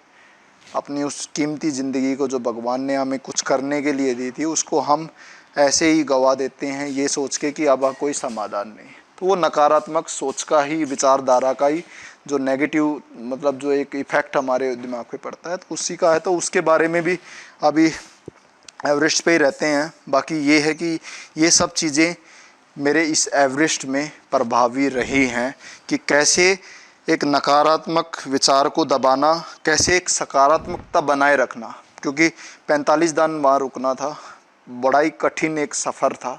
एवरेस्ट को चढ़ना एक काफ़ी ग्लोरियस लगता है, लेकिन जब आप उस एनवायरनमेंट में रहते हैं जहाँ पे आपको लाशें गिरी हुई मिलती हैं, मैं पुरानी लाशों की बात नहीं कर रहा, आपके सामने, आपके बिल्कुल, आपको ये पता भी नहीं कि ये इंसान जिंदा है या मरा हुआ है, फिर आप उसको पकड़ते हैं, चेक करते हैं, आपको पता लगता है कि वो जमा हुआ है, वो आपके जस्ट कुछ घंटे पहले उसने अपनी जान गंवाई है। ऐसे मंजर हमने देखे हैं, मेरे साथ क्लाइंबर थे। आपकी बात सुन के कांप गया मैं, बिल्कुल रियलिटी है जी, हमने देखे हुए हैं एकदम से अंदर से। बिल्कुल ये चीज़ मैंने अभी आज मेरा पूरा दिन यही बातें बताते हुए निकला है कि ये चीज़ एक माँ के लिए तो बड़ी मतलब ऐसे ख़तरनाक है। मेरी माँ को अब पता लग रहा है कि ऐसी ऐसी जगह पे मैं गया था, तो वो काफ़ी अभी भी इमोशनल हो जाते हैं कि भाई अगर तुझे कुछ हो जाता। लेकिन मुझे वो भी एक मेरी विचारधारा है मैं जीवन और मृत्यु को मानता हूँ कि वो एक भगवान की देन है। आपको अपना कर्म तो करना पड़ेगा, क्योंकि हम हिंदू धर्म से रखते हैं और कर्म हमारा मूल धर्म है। भगवत गीता को मैं अपने साथ भगवत गीता लेके गया था। हम कर्म से पीछे नहीं हट सकते। मैं स्वास्थ्य से जुड़ा हुआ था, हेल्थ से जुड़ा हुआ था। मैं एक विचारधारा को आगे लेके जाना चाहता हूँ, जिसको प्रेरित करने के लिए मुझे अपने आप को प्रूव करना था। मुझे अपने इस विचारधारा को प्रूव करना था, तो मुझे ऊपर चढ़ना था। ये मेरा कर्म था। मैं उससे पीछे नहीं हट सकता कि मैं मर जाऊंगा, ये हो जाऊंगा। मेरी तैयारी अच्छी थी, मुझे भरोसा था, भगवान पे भरोसा था, अपने आप पे भरोसा था, तो मैं चला गया। और उसी के बदौलत मैं आज यहाँ पे आप लोगों के साथ बैठा हूँ। कुलदीप भाई 8,848 मीटर की चढ़ाई है शायद माउंट एवरेस्ट की। बिल्कुल बिल्कुल। तो काफ़ी ये देखने को मिला है कि काफ़ी जो क्लाइंबर और होते हैं वो 100-200 मीटर पहले ही मतलब पहुंच गए, बिल्कुल 8,500 मीटर ऊपर चले गए। तो वहाँ वो दम तोड़ देते हैं, मतलब बिल्कुल कि हताश हो जाते कि यार नहीं आ रहा, बोर नहीं होगा। 100-200 मीटर पे ही बस हाँ जी। वो 8,000 मीटर से भी ऊपर जा चुके हैं। हाँ जी। उसके बाद भी वो हताश हो जाते हैं। काफ़ी बंदों का ये भी सुनने मिला कि वो दिखना भी बंद हो जाता है। तो क्या कुछ है वहाँ? भाई आप देखिए, आप जो भी अनुभव आप लोगों ने इस चैनल के माध्यम से भी, जो भी लोगों ने आपने अनुभव सुने हैं, क्योंकि मैंने आप भी सुन जो सकते हैं हाँ बिल्कुल बिल्कुल बिल्कुल। क्लाइंब मैं बिल्कुल आपको ज्ञान है ये पूरा। है कि भगवान की दया से, या मैं इसको या सौभाग्य तो नहीं मानूंगा, दुर्भाग्य ही मानूंगा कि ये चीज़ें मुझे देखनी पड़ी। क्योंकि अगर बिना इनके देखे भी क्लाइंबिंग होती तो मैं बड़ा खुश होता। लेकिन वही है कि देखिए, वहाँ पे ये एक ऐसा मेला है जहाँ पे पूरी दुनिया से, एक समय होता है ना कि जैसे कुंभ के मेले में हम पूरे दुनिया से सन्यासी सारे कुंभ में इकट्ठे हो जाते हैं, ऐसे ही एवरेस्ट का सीज़न जो होता है अप्रैल और मई का, इस सीज़न में पूरी दुनिया भर के जो माउंटेनियर हैं, क्लाइंबर्स हैं, माउंटेनियर अपने आप में कितना बड़ा गेम है इस विश्व का, एडवेंचरस गेम, कि वहाँ पे पूरा जमघट इकट्ठा हो जाता है। आपके एक एक क्लाइंबर जो जिन्होंने ज़िंदगी निकाल दी है क्लाइंबिंग करते करते, जिनका पैशन है, जिनकी रोजी रोटी है, जिनका सब कुछ क्लाइंबिंग है, वो आपको वहाँ पे मिल जाते हैं। तो अगर आप बेस कैंप में घूम रहे हैं तो आपको किसी नेशनल हीरो, मेरे साथ हमारे जैसे जो मेरे मित्र थे, सीगढ़ थे, हंगरी कंट्री से, वो नेशनल हीरो थे वहाँ के। उन्होंने K2 विदाउट ऑक्सीजन क्लाइंब करा हुआ था। लास्ट टाइम में उन्होंने मकालू K2 विदाउट ऑक्सीजन, लोथ से उन्होंने विदाउट ऑक्सीजन, इस बार वो एवरेस्ट को विदाउट ऑक्सीजन करने वाले थे। तो वो नेशनल हीरो थे। उनसे आपको सीखने को, उनके बात जब आप करते हैं तो आपको एहसास होता है कि उन लोगों के लिए माउंटेनियरिंग क्या चीज़ है। तो जो आप बात कर रहे हैं कि जो दिखना बंद हो जाता, तो मेरे साथ एक स्लोवाकिया कंट्री है, 40 साल का उनका अनुभव था। एंड्रिया उनका नाम था। मेरे साथ ही क्लाइंबिंग, वो 17 तारीख को मेरे साथ क्लाइंबिंग करने गए थे। ये मैं अनुभव उनका बताता हूँ आपको। एक्सपीरियंस क्लाइंबर थे, हमें भी इस चीज़ का हौसला था कि ये हमारे साथ एक एक्सपीरियंस क्लाइंबर है। कुछ सवाल भी हमने उनसे पूछे और ये था कि भी चलो ये हमारे साथ है तो और हमें हिम्मत मिलेगी। एवरेस्ट के ऊपर आप मान के चले कि जैसे एक इम्तिहान आप देने जाते हैं तो आपके पास इक्विपमेंट होते हैं। अगर कोई ड्राइंग का आप एग्ज़ाम देने गए तो आपके पास कलर वगैरह सारा पूरा होना चाहिए।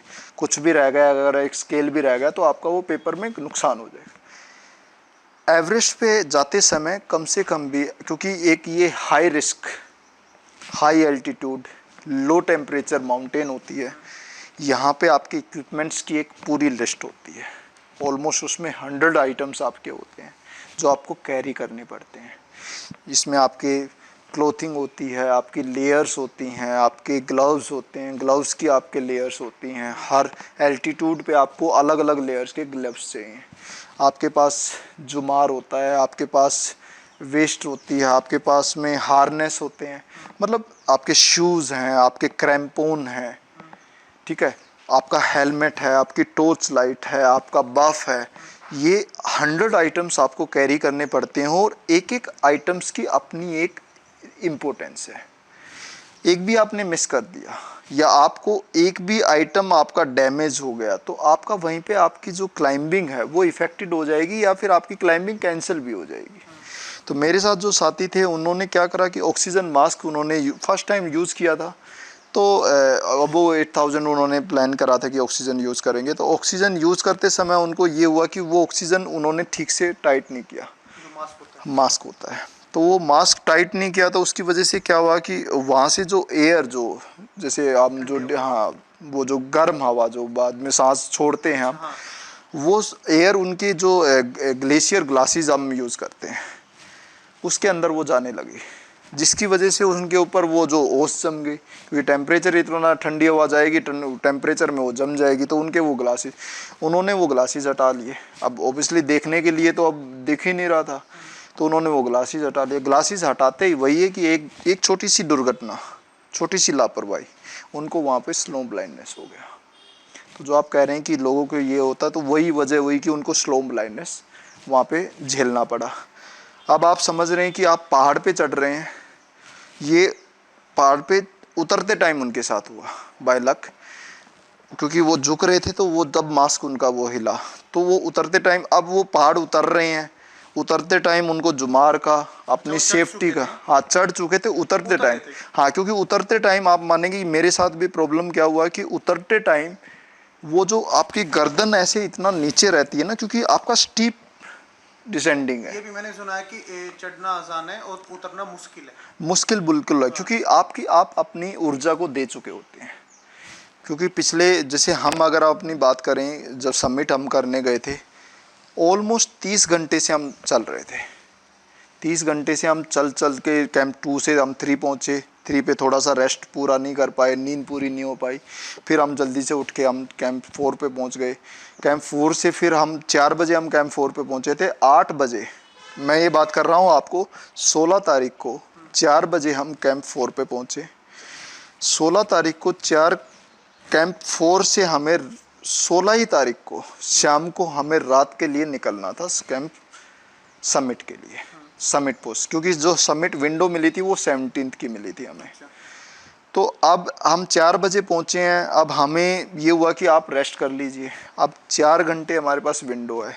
1 घंटा तो हमें अपने, जैसे कभी भी हम टेंट में अगर जाएंगे तो हमें अपने हार्नेस, अपने शूज़, क्लाइंबिंग शूज़, अपना ये हार्नेस, क्रैम्पोन, वो उतारने पड़ेंगे। तो ये जो इक्विपमेंट, ये जो प्रोसेस होता है, इसमें आपका काफ़ी समय लग जाता है।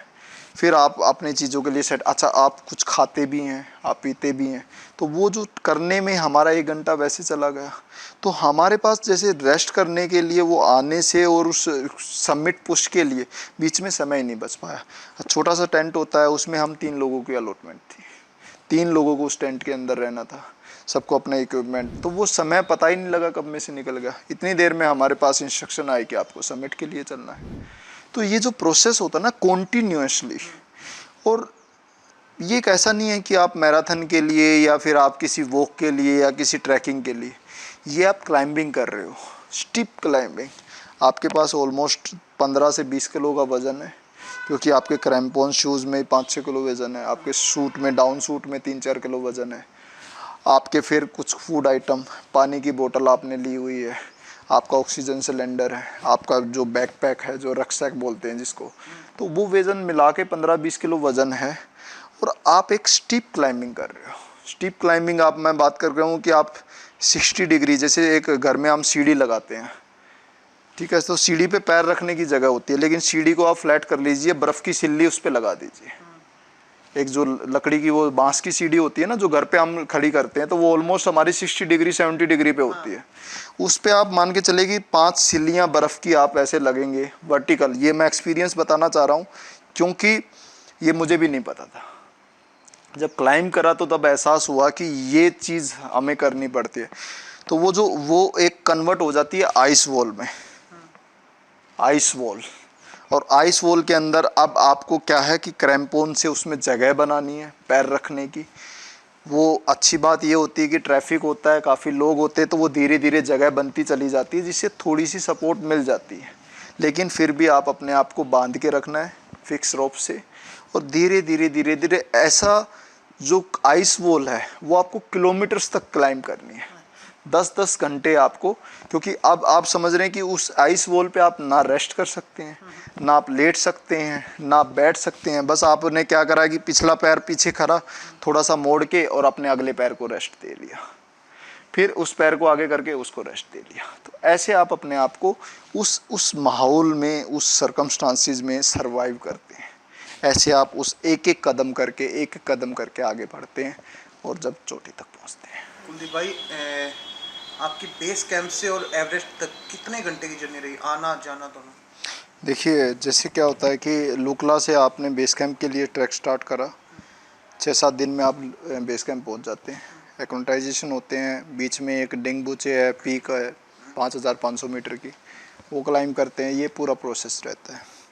बेस कैंप पहुंचने के बाद में अगर भविष्य में कोई माउंटेनियरिंग के लिए या एवरेस्ट के लिए या किसी भी क्लाइंब के लिए तैयारी कर रहे हैं, तो मैं उनके लिए भी बता दूं कि ऐसा नहीं होता कि आप बेस कैंप पहुँचे और आप एवरेस्ट चढ़ गए, क्योंकि ये एक इतना कठिन माहौल होता है और एवरेस्ट अपने आप में एक कठिन है। तो उसके लिए आपको समय देना पड़ता है वहाँ पे, जिसको एक्लेमेटाइजेशन एक शब्द इस्तेमाल करते हैं, जिसमें ढालना अपने शरीर को उस ऑक्सीजन, उस कम ऑक्सीजन के माहौल में। तो बेस कैंप में जाने के बाद में हमारा जो रूटीन था कि हमें रोटेशन करने थे। तो रोटेशन उस शब्द का नाम है कि जैसे रोटेशन किसी मंजिल पे आपने पहुंचना है तो उससे पहले आप उसको मुआयना करके आते हैं, उस तक थोड़ा सा उसके रास्ते को देख के आते हैं, फिर वापस आ जाते हैं, फिर दोबारा जाते हैं, फिर वापस आते हैं। तो ऐसे ही वहाँ पे एक लबूचे एक जगह है और लबूचे एक माउंटेन है जो कि 6000 मीटर की है। तो बेस कैंप में पहुँचने के बाद में 2-3 दिन हमारा रेस्ट हुआ। रेस्ट होने के बाद में फिर हमें लबूचे पीक पे क्लाइंब करना था, जिसके लिए हमें 3 से 4 दिन का समय था। हम बेस कैंप से वापस आए, लबूचे पीक का हाई कैंप जो है वहाँ पे एक दिन हमने गुजारा। फिर हम क्लाइंब किया, हमने एवरेस्ट 20-21 तारीख को हमने लबूचे पीक क्लाइंब किया। क्लाइंब करके हम वापस नीचे आए, नीचे आके फिर हम वापस बेस कैंप गए। तो ये हमारा 4-5 दिन का समय रहा, जिसमें हमने एक 6000 मीटर का एक अनुभव किया। उसके बाद में फिर हम वापस आने के बाद में, जैसे बेस कैंप के जो एवरेस्ट के अंदर है, एवरेस्ट के अंदर सबसे आता है बेस कैंप। बेस कैंप के बाद आता है कैंप 1, कैंप 2, कैंप 3, कैंप 4 और कैंप 5 कहें या फिर समिट कहें, जो कि आखिरी मंजिल, जो आखिरी चोटी है 8848 मीटर है। हाँ, तो वो जो अलग अलग कैंप हैं, उन कैंप का एक रोटेशन होता है। रोटेशन में क्या है कि जो, क्योंकि ये खुम्बू ग्लेशियर है, तो ऊपर जाने के लिए भी उस खुम्बू ग्लेशियर को हमने क्रॉस करना होता है, जो अपने आप में कठिन, मतलब एक रिस्की जिसको बोला जाता है। तो यही वजह होती है कि उस खुम्बू ग्लेशियर को क्रॉस करने के लिए आपको रात के समय निकलना पड़ता है, क्योंकि रात के समय क्या है कि जो फर्म जो आइस होती है, टेम्परेचर गिरने की वजह से वो आइस फर्म होती है, वो स्ट्रॉन्ग होती है, तो वहाँ पे आपका रिस्क कम रहता है। दिन के समय में सूरज की वजह से वो आइस मेल्ट होना स्टार्ट हो जाती है और वहाँ पे कैजुअलिटीज़ के चांसेस बढ़ जाते हैं। तो यही वजह होती है। तो कोई भी समिट पुश होता है, हमारा जो भी रोटेशन का पुश था या समिट पुश था, वो रात के 2:30 बजे हमारा शुरू हुआ। तो वहाँ से लेबूची से आने के बाद में 2 दिन फिर हमने बेस कैंप में रेस्ट किया। उसके बाद में फिर हम रोटेशन के लिए निकले। रोटेशन हमारे स्टार्ट हुए तो रोटेशन में वही रात के 2:30 बजे हमें निकलना पड़ा। हम वहाँ से खुम्बू ग्लेशियर क्रॉस करके हम कैंप 1 पहुँचे, जो कि 6000 के आसपास की हाइट है, क्योंकि बेस कैंप हमारा 5500 के आसपास की हाइट है। 6000 के आसपास 500 मीटर हमने गेन करा। फिर हम कैंप 2 पहुँचे। वहाँ से एक रात हमने कैंप 1 पे गुजारी, फिर अगली रात हमने कैंप 2 पे गुजारी। कैंप 2 पे हमने एक रात गुजार के अपने आप को एक्लेमेटाइज करके, उस माहौल के अपने डाल के, उस रास्ते को समझ के, अपने इक्विपमेंट को, क्योंकि ये भी एक बड़ी वजह होती है कि हम रोटेशन पे जब जाते हैं तो हम अपने इक्विपमेंट की टेस्टिंग कर लेते हैं। हमारे क्रैम्पोन सही हैं, हमारे शूज़ हमारे पैरों में फ़िट हैं या नहीं है, हमने जो डाउन सूट पहना हुआ है वो हमें फ़िट है या नहीं है, हम हार्नेस है, हम जुमार है, हम सेफ्टी है, उसको ठीक तरीके से इस्तेमाल कर पा रहे हैं या नहीं कर पा रहे। क्योंकि रात को निकलते हैं तो जब हम टॉर्च लाइट का भी यूज़ करते हैं, हमारे पास हेलमेट होता है, और ये सभी ये जो इक्विपमेंट्स होते हैं ये एक सर्टिफाइड कंपनी, ब्रांडेड कंपनीज़ के होते हैं, जो कि टेस्टेड होते हैं। बिकॉज यहाँ पे एक भी इक्विपमेंट अगर आपका मिसिंग है या फिर डैमेज्ड है या कुछ हो जाता है तो आपकी जान खतरा बन जाता है। तो इसीलिए वो इक्विपमेंट की टेस्टिंग हो जाती है, फिर उसके बाद में हम वापस बेस कैंप आ जाते हैं। तो ये रोटेशन ऐसे होते हैं एवरेस्ट के फाइनल जो हम सबमिट करने से पहले। कई बार आपके एक रोटेशन होता है, कई बार 2 होते हैं, कई बार 3 होते हैं। मैक्सिमम हमारे जैसे 3 रोटेशन हुए थे, एक लेबुचे पीक हुआ था, 2 रोटेशन हमारे ऊपर के हुए थे। इसमें हम कैंप 3 तक भी जाते हैं, लोग ऐसा है कि कैंप 4 तक भी जाते हैं। तो ये अपने अपने ऊपर आपके आधारित है कि आप कहाँ तक और कितना अपने आप को तैयार करना चाहते हैं। तो हमारे लिए ये था कि 3 रोटेशन हमारे लिए काफ़ी थे उसको परखने के लिए, तो हमने वो 3 रोटेशन करे। ये रोटेशन खराब हमारे पूरा अप्रैल हमारा इन्हीं चीज़ों में निकल गया था। मई के 10 दिन भी हमारे नीचे, तो 10 मई तक हमारे रोटेशन ख़त्म हो गए थे। तो 10 मई के बाद में अब हमारे पास जो था समय वो यही था कि अब हम इंतज़ार करें उस वेदर विंडो का।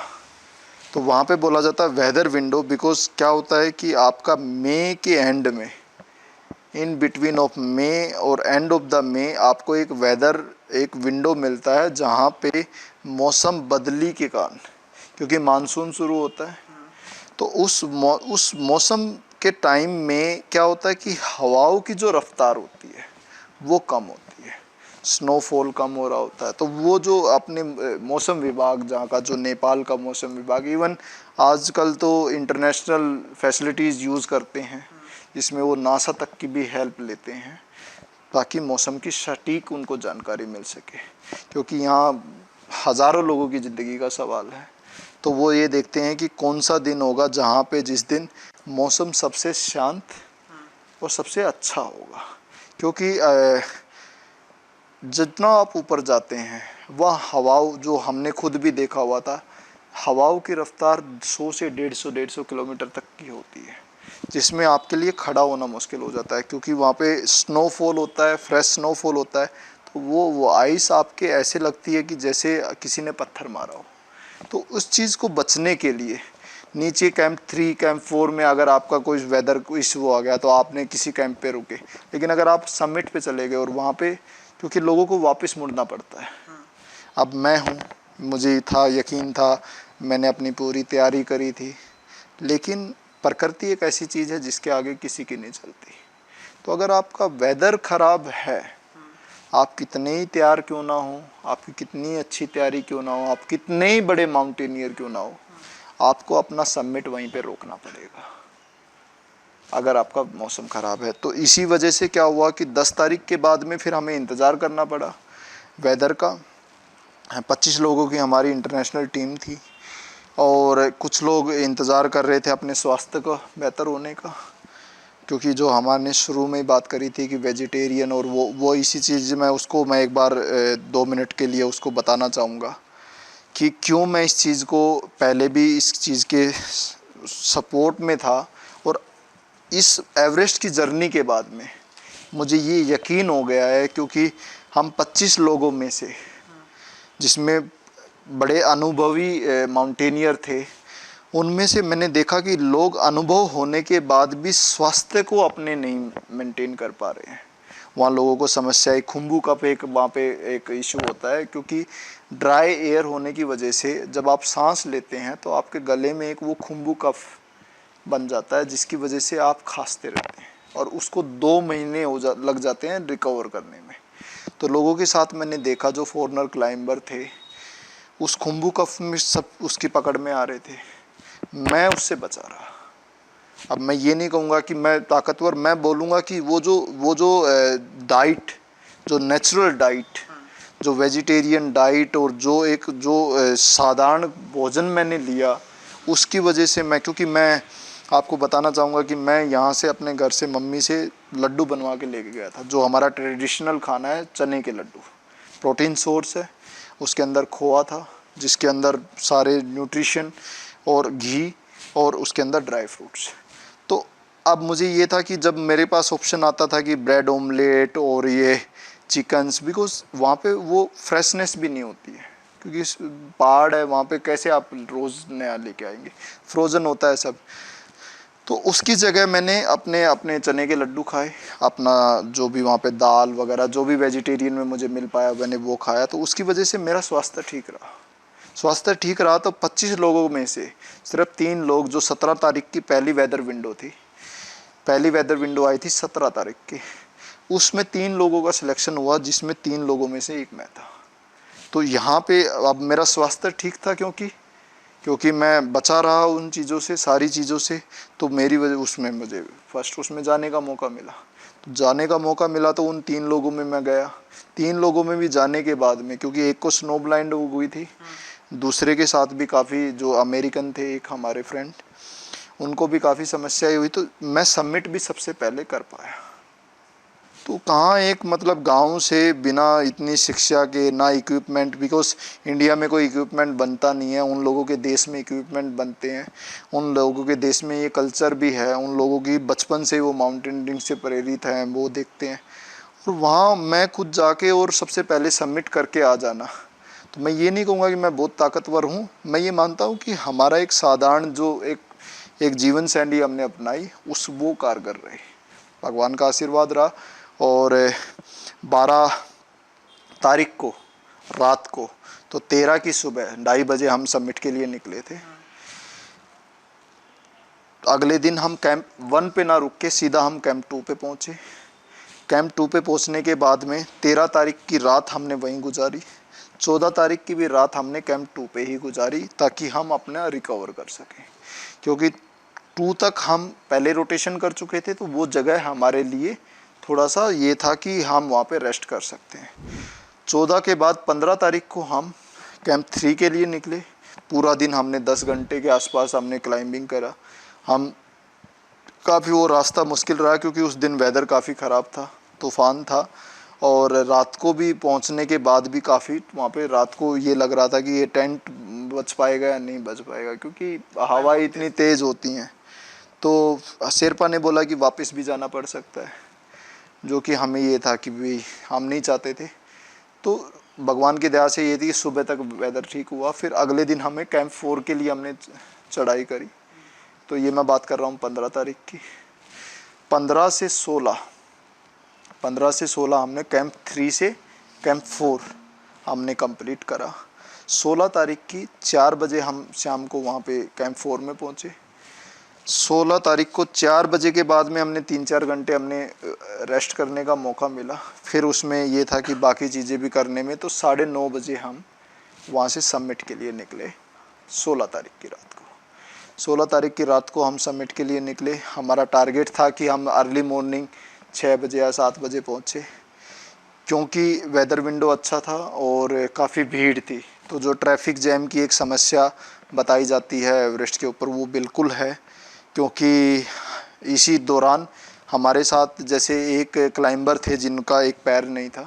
अच्छा। हाँ, ये भी आपको एवरेस्ट पे देखने को मिलता है, जिससे आपको हौसला अफजाई आपका होता है, आपकी हिम्मत बढ़ती है। तो वहाँ पे एक लड़की थी, उसकी कंट्री का मुझे नहीं पता, लिम्पटेन, तो उन्होंने आर्टिफिशियल लेग था, तो वो हमारे आगे आगे क्लाइंब कर रही थी। तो ऐसे समय में ये होता है कि एक जैसे थोड़ा सा उनकी स्पीड कंपेयर टू अदर लोगों से कम थी, तो उसकी वजह से लोग पीछे लाइन बनती चली जाती है। तो उसमें हमारा समय लगा। फिर आगे और वेदर भी थोड़ा सा बीच में काफ़ी ख़राब था। तो ये करते करते 12 घंटे हमें टोटल लगे, और सुबह 9:48 पे हम समिट पे पहुंच पाए। और उतरे कितने घंटे में? ये उतरने में हमें जो समय लगा, उसके बाद में काफ़ी अनुभव खैर ऊपर के भी हुए। ऊपर भी एक ऐसे समय ऐसा आया कि जहाँ पे ऐसा लगा हमें भी, क्योंकि हमारी ऑक्सीजन वहाँ पे ख़त्म हो गई थी। तो उतरते समय हम 3 घंटे में हम वापस सिलेंडर आए। की ऑक्सीजन हाँ जी, खत्म? हाँ जी, ये भी एक अनुभव मैं आपको बताऊं कि एक लास्ट में जब समिट से पहले एक हिलरी स्टेप एक जगह आती है, जो कि एक बिल्कुल नैरो एक रास्ता होता है, जहाँ पे एक बंदा एक बार निकल सकता है। अच्छा। पथरीली जगह होती है। क्रैम्पोन बर्फ़ पे चलने में आसान है, लेकिन पत्थर पे चलने में क्रैम्पोन आप मान के चलिए कि आपके नीचे कीलें लगी हुई हैं और आपको पत्थर चढ़ना है, तो वो बड़ा मुश्किल होता है। वो अभी मैंने क्रॉस किया था, और उसके क्रॉस करने के बाद समिट मेरे से कुछ दूर 100 मीटर के आसपास रह गया था। तो मुझे हमेशा एक इंस्ट्रक्शन मिली थी कि आप कोशिश करना कि पूरी अपनी एनर्जी चढ़ने में ही ना लगा दें, क्योंकि वापस भी आना है, वो बहुत ज़्यादा ज़रूरी है। और क्योंकि पिछले 30 घंटे से 2-3 दिनों से हम लगातार चल ही रहे थे, तो मुझे भी ये डर था कि भाई मैंने अपनी ज़िंदगी के मतलब इतनी कभी परिश्रम करा नहीं था, इतना कठिन और इतना ऐसे माहौल में, पर मैं करे जा रहा था। तो ऊपर जाके एहसास हुआ कि मैं अब पैर अपने हिला ही नहीं पा रहा हूँ। तो वो जो पैर मेरे हिल नहीं पा रहे थे, तो मुझे लगा कि मैंने वही चीज़ अपने साथ करी है जिस चीज़ का डर था, जिसका मुझे इंस्ट्रक्शन मिला था कि अपने आप को एग्जॉस्ट मत कर लेना, पूरी ऊर्जा को चढ़ने में ही मत दे देना। अब देखिए, आपके पास कोई वैसे मीटर तो होता नहीं है कि आप देखें, चेक करें बॉडी में, वो तो एक अनकॉन्शियसली आप अपनी एनर्जी देते रहते हैं और ये करते रहते हैं। तो मुझे वही एहसास हुआ। तो वो एक समय था जो मैं कभी नहीं भूल पाऊँगा ज़िंदगी में। वो एक 4-5 मिनट का जो समय था, जहाँ पे मुझे एहसास हुआ कि ये मेरा आखिरी समय है। क्योंकि मुझे पता था कि जिस रास्ते से मैं अभी चल के आया हूँ, जब मेरे अंदर ऊर्जा थी तभी मैं उसको क्रॉस नहीं कर पाया था। अभी तो मैं पैर ही नहीं हिला पा रहा हूँ, तो इसको तो निकलना मुश्किल ही है। और उस जगह पे आपका कोई रेस्क्यू नहीं है। कैंप 2 से ऊपर आपका कोई रेस्क्यू नहीं है। ना वहाँ पे हेलीकॉप्टर आ सकता है, ना डॉक्टर आ सकता है, ना कोई आपको दूसरा आपका क्लाइंबर हेल्प कर सकता है। तो मुझे लगा कि ये मेरा आखिरी समय है। तो मैंने याद करा, फिर मुझे ये एहसास भी हुआ कि मुझसे गलती हो गई, क्योंकि मुझे ये सोचना चाहिए था और परिवार पीछे सारा परेशान होगा। और वो एक समय होता है कि कुछ ही सेकंड में आप ये सब चीज़ें सोचते हैं। उसी बीच में मेरे शेरपा को ख्याल आया, उसको पहले ही आ जाना चाहिए था, उसको ख्याल आया कि कभी ऑक्सीजन तो ख़त्म। क्योंकि नॉर्मली क्या होता है कि आप सबमिट करके वापस आते हैं तब आपकी ऑक्सीजन ख़त्म होती है, क्योंकि आप एक जो बालकनी से आप सिलेंडर को, एक नया सिलेंडर आप ऑक्सीजन सिलेंडर लेते हैं, जो चेंज करते हैं, और आप सबमिट करके आते टाइम आप उसको चेंज करते हैं। लेकिन हुआ क्या कि ट्रैफिक की वजह से हमारे 3 घंटे एक्स्ट्रा लगे सबमिट में, क्योंकि हमें रुका रहना पड़ा बीच बीच में। जैसे आप खड़े रहे, आगे लोग चल ही नहीं रहे हैं, तो आप वहाँ पे ट्रैफिक जैम हो जाता है। तो उसकी वजह से हुआ कि वो 3 घंटे एक्स्ट्रा लग गए। तो 3 घंटे की एक्स्ट्रा की ऑक्सीजन हमने कंज्यूम कर ली। तो तब मेरे शेरपा ने देखा कि इसकी तो ऑक्सीजन ख़त्म हो गई है। तब उन्होंने अचानक से वो जब सिलेंडर उन्होंने अपना एक जो स्पेयर में रखते हैं वो निकाला, वो चेंज करा। और जैसे ही मुझे वो आज भी पल याद है कि जब वो ऑक्सीजन मुझे मिला, तो वो मुझे एक नई ज़िंदगी मिली। तब मुझे एहसास हुआ कि हाँ, क्योंकि पूरा सेल्स को, बॉडी को जब ऑक्सीजन मिली तो एकदम एक नई ऊर्जा शरीर में दौड़ी। फिर उसके बाद में हम समिट पहुँचे। समिट पहुँच के समिट पे मेरे जो फ़ोटो मैंने लिए हुए हैं, उस टाइम मैं उस दौर से गुज़र रहा था, क्योंकि अभी अभी मैंने ये एक जैसे ज़िंदगी का अनुभव करा था कि जहाँ पे आपको लगता है कि आपका आखिरी समय है। तो वो समिट हम कंप्लीट करा। फिर उसके बाद में अब ये हो गया कि अब ऑक्सीजन मिलने के बाद में अब हमारा लक्ष्य यही था कि जितना जल्दी हो नीचे जाया जाए और अपने आप को सेफ करा जाए।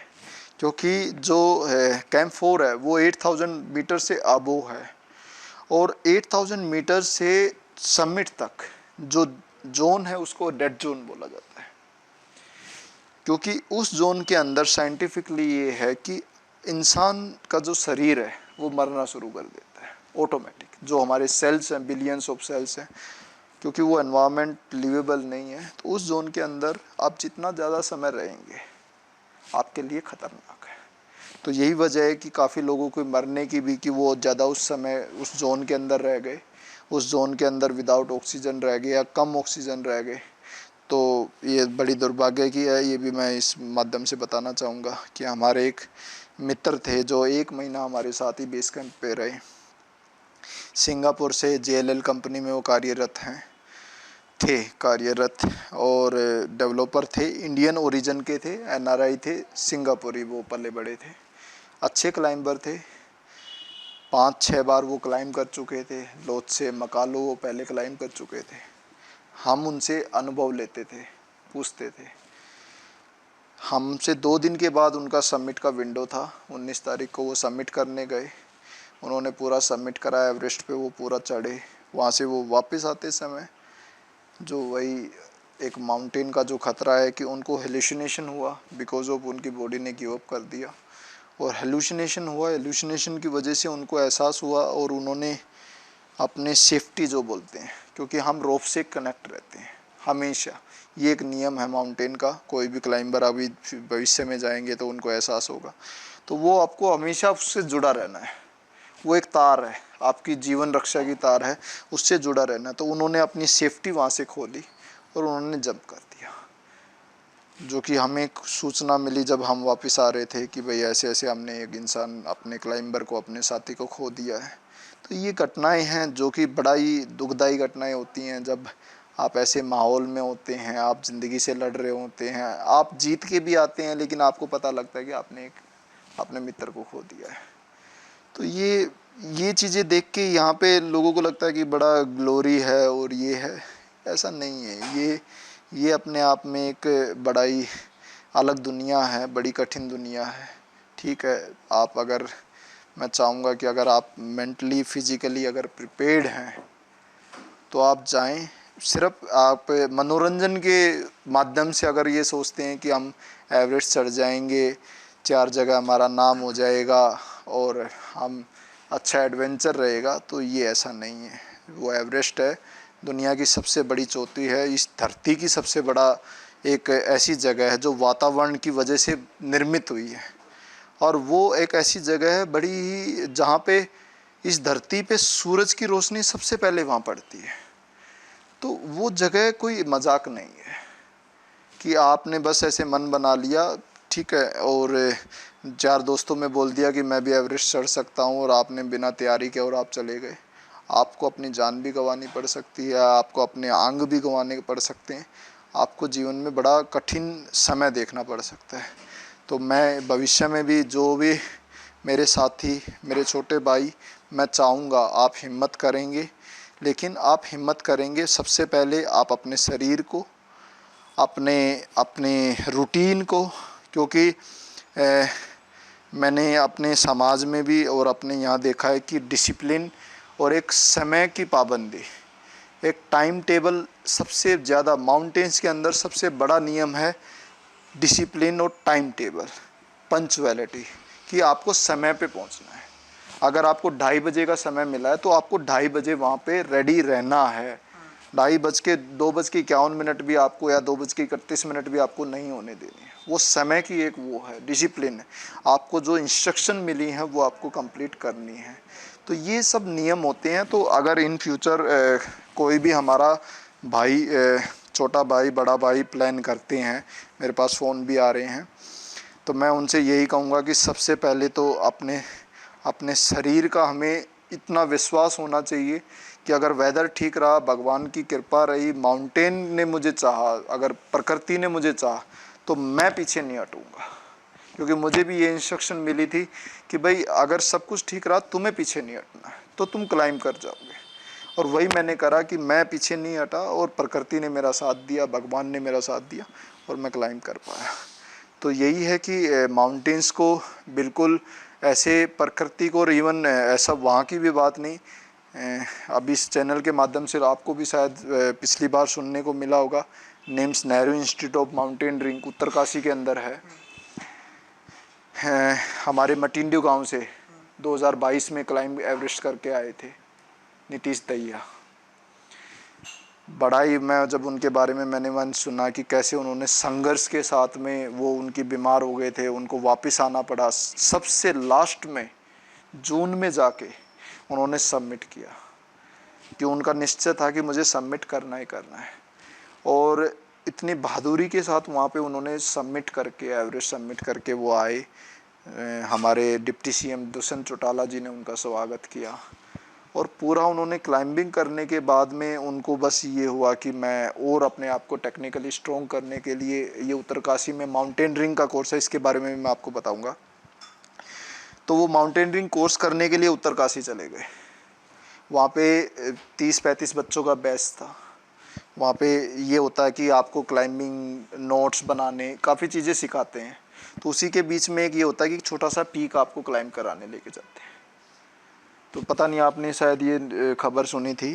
तो वो क्लाइंब कराने लेके गए थे, तो वहाँ पे नेचर एवलांच, जो कि माउंटेनियरिंग का सबसे बड़ा दुश्मन और सबसे ख़तरनाक चीज़ है, तो वहाँ पे एवलांच आया, 28 बच्चे उसमें चले गए। तो आप समझिए कि नेचर के आगे किसी की भी नहीं चलती। 28 लोगों ने वहाँ पे जान गंवाई और 28 जवान बच्चे जो पूरे देश से माउंटेनियरिंग का सपना लेकर वो आए थे। तो यही है कि मेरी सबसे विनती कि अपने आप को सबसे पहले मजबूत करें, ना कि सिर्फ शारीरिक, मानसिक के लिए मेडिटेशन करें, स्वस्थ भोजन खाएं। कोई भी काम जीवन में ऐसा ना करें जिससे आपको गिल्ट फील हो। ये भी मैं एक चीज़ माध्यम से बताना चाहूँगा कि हम शराब जैसे अभी अल्कोहल का हमारा बहुत ट्रेंडिंग कल्चर चला हुआ है। मैं शादियों में जाता हूँ, नए नए बच्चों को मैं देखता हूँ। हमारे संविधान में भी 23 साल की उम्र है शराब खरीदने के लिए भी। लोगों को ये मजाक लगता है, 18 साल का बच्चा, 17 साल का बच्चा, 20 साल का बच्चा जिसने ज़िंदगी में अभी कुछ देखा ही नहीं है, कुछ करा ही नहीं है, वो शराब पी के अपने आप को एहसास कराता है कि मैं विजेता हूँ, मैंने दुनिया जीत ली है, मैं ज़िंदगी में एंजॉय कर रहा हूँ। कोई एंजॉय नहीं है भाई, आप अपने आप को धोखा दे रहे हैं। अपने दिमाग को आप नंब करके आपको लगता है कि ये वो जो माउंटेन्स में जैसे हेलुसिनेशन का एक इशू होता है। हेलुसिनेशन का मतलब क्या होता है कि ये बहुत सारी, जैसे मैंने अपने दोस्त के बारे में बताया, अब उनको कोई सुसाइड थोड़ी करना था। He is very like successful person, he is pass out from Dubai university and he is brilliant guy. ज़िंदगी में उनके अरमान थे, सपने थे, लेकिन हेल्यूसिनेशन की वजह से उनको लगा कि शायद यही मेरा कैंप आ गया है या यही मेरा कुछ है, तो उन्होंने ये करा। लोगों को मैंने देखा है कि हेल्यूसिनेशन की वजह से वहाँ पे माउंटेन्स के अंदर, ये जैसे वीडियोस के अंदर जो एक्सपीरियंस जो बताते हैं, शेरपा बताते हैं, अपने जैकेट उतार दी, उनको लगा कि गर्मी हो गई है। हेल्यूसिनेशन, दिमाग आपको गलत इंफॉर्मेशन देता है।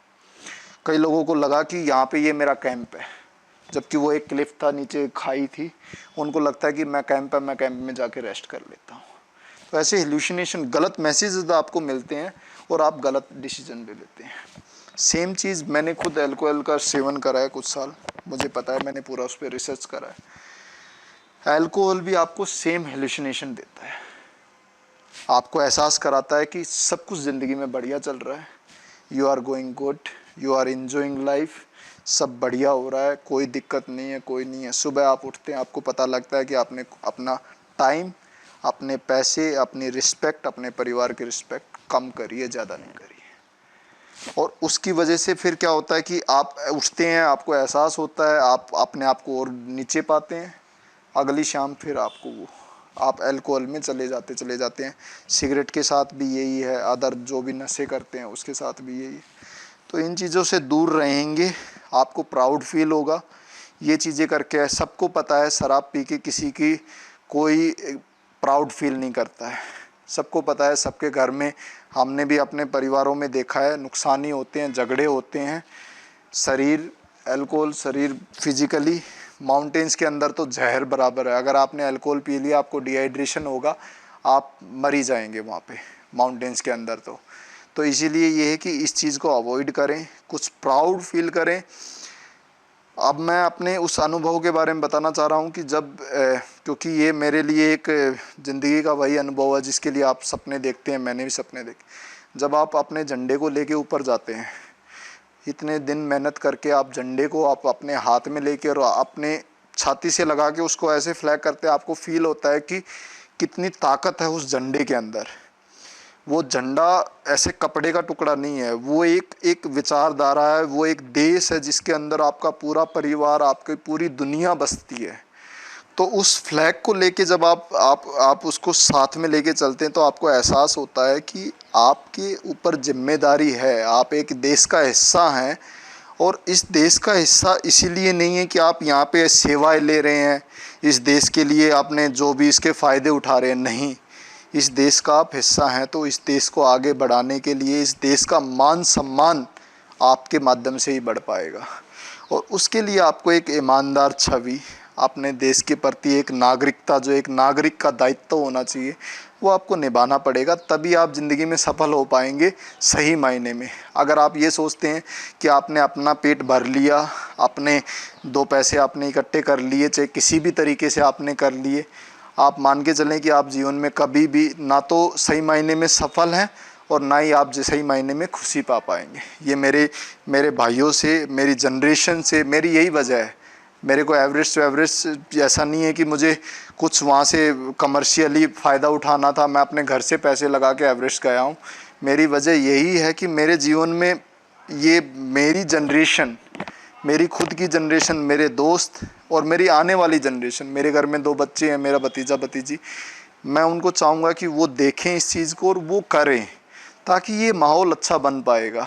तभी हर एक नागरिक अपना दायित्व निभाएगा। हर एक नागरिक और हर एक जवान, जो हम जिसको जवान बोलते हैं, हर एक जो, क्योंकि आज हमारे भारत में हम सबसे बड़ी जनसंख्या हैं। आज भारत की सबसे बड़ी युवा जनसंख्या आज भारत के अंदर है। भारत अच्छी, भगवान की दया से हमारे प्रधानमंत्री नरेंद्र मोदी जी, मैं अपना भाग्य मानता हूँ कि हमें ऐसे प्रधानमंत्री मिले हैं। पिछले 70 साल के संघर्ष के बाद में, इतने साल हमने गुलामी देखी है, उससे पहले हमने अंग्रेज़ों की गुलामी, उससे पहले हमने मुग़लों की गुलामी, उससे हमें खिलजियों की गुलामी, हमने हमेशा गुलामी का एक इतना लंबा समय गुजारा है। उसके बाद में हमारे पास अभी 70 साल हमारे देश की उम्र हुई है। इस 70 साल के बाद में हमें धीरे धीरे हमें पहले भी अच्छे प्रधानमंत्री मिले हैं।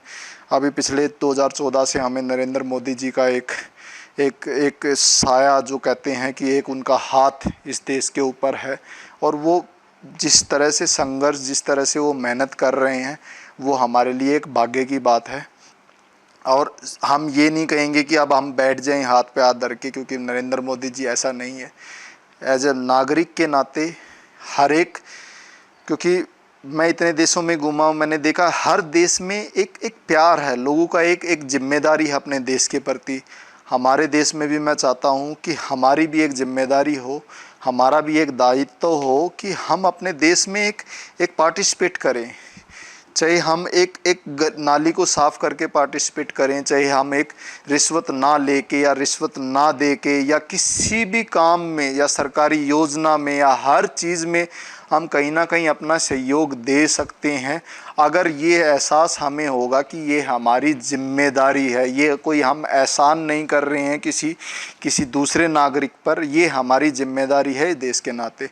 तो यही मैंने एहसास करा।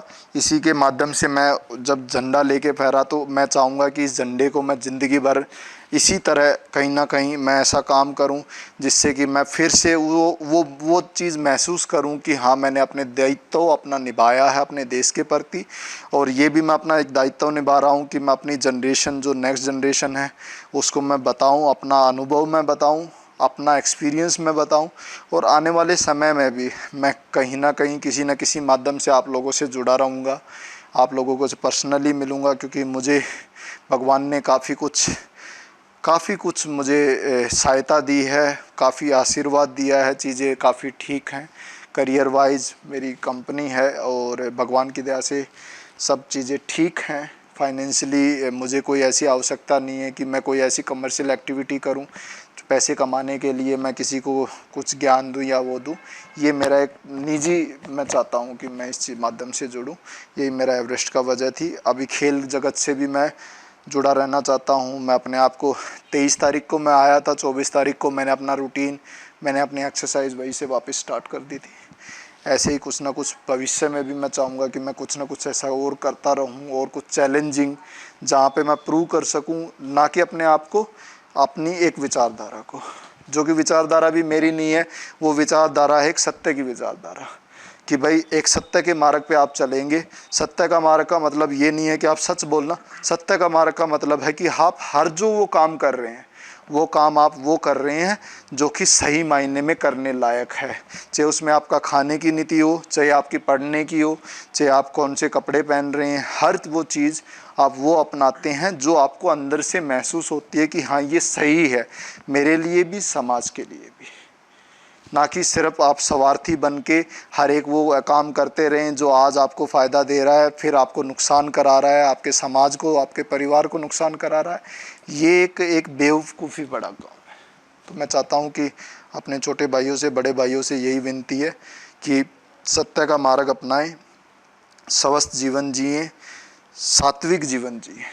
सात्विक भोजन खाएं, सात्विक जीवन जिएं, सादा जीवन जिएं, जेन्युइन जीवन जिए। सत्य होगा, जेन्युइन होगा, लॉन्ग लास्टिंग होगा, हमेशा के लिए आपके साथ रहेगा। दूसरे आपकी तारीफ़ करें ना करें, आपको अपने अंदर संतुष्टि रहेगी कि हाँ मैं जो कर रहा हूँ वो सही कर रहा हूँ। आपका परिवार खुश रहेगा, आप खुश रहेंगे और स्वस्थ रहेंगे। धन्यवाद। ये हमारे साथ है और इन्होंने अपना पूरा जो जर्नी थी वो बताई माउंट एवरेस्ट, किस तरीके से कठिनाई, किस तरीके से लोगों ने सुसाइड भी किए हैं। तो ऐसे ही कुछ खास वीडियो के साथ आपसे मिलते रहेंगे। इसी के साथ धन्यवाद।